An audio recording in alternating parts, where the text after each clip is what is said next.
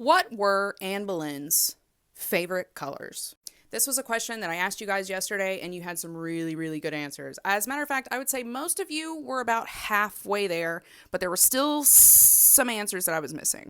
So what were they? What were Anne Boleyn's favorite colors? Well, if you said green, then you are halfway there.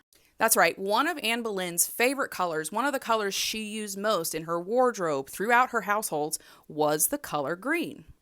And there's a couple of ways that we know that, right? First of all is the contemporary record. There are some financial records that exist from Anne Boleyn's time at the court of Henry VIII. And when we look at those records, we see a lot of green. So here's some of the purchases that were made while Anne was queen.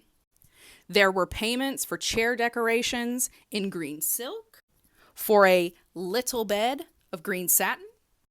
There were 32 3/4 yards of green buckram, which were purchased just to line the presses or cupboards in the queen's apartments. And in 1535, Henry gave Anne more than 20 yards of green satin and over 13 yards of green cloth of gold. But that's not all. Because you see, there are other contemporary sources which might just show us exactly what color green Anne filled her rooms with. And one really compelling example is of this painting, The Ambassadors, a very, very famous, influential, important painting by Hans Holbein. And not everyone knows this, but Hans Holbein was actually patronized by Anne. She was the big force that got him moving at the English court because she had a passion for art that she had earned in the Low Countries as a girl. But if we look at this painting specifically, and you can go and read Ives's case for this in the biography, but if we look at this painting specifically, there are so many signs that have to do with Anne. First of all, one of these ambassadors was only able to be painted by Hans Holbein very close to the coronation of Anne Boleyn. And secondly, what's really important here is, do you see this really elaborate tile, which again, you see some green in there? You see some of that green in there?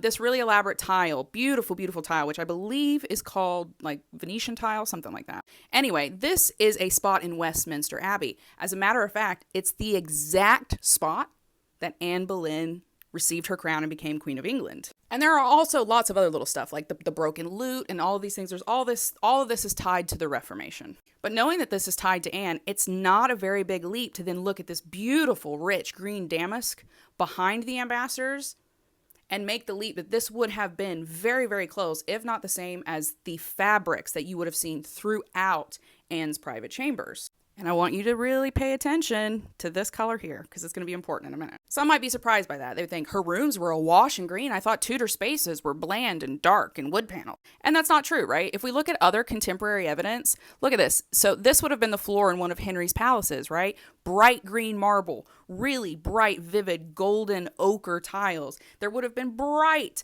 fabric, cloth of gold tapestries on the wall that in candlelight were almost too hard to look at because they were so violently colorful. And again, look, more ornate tiles, right? There was a lot of color in these spaces. But green was not the only color that Anne allegedly used. As a matter of fact, it's not even the most surprising color.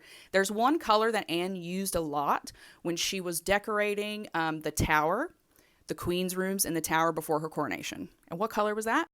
Pink. That's right. Some of Anne's household receipts actually show her making a lot of purchases for beautiful, rich, pink fabrics and upholsteries for the cushions, for the chair covers in her room. So if you were to walk into, let's say, Anne's rooms in the Tower of London on the day of her coronation, you might have been greeted with an explosion of pink and green, rich, beautiful, soft, luxurious pinks and greens everywhere.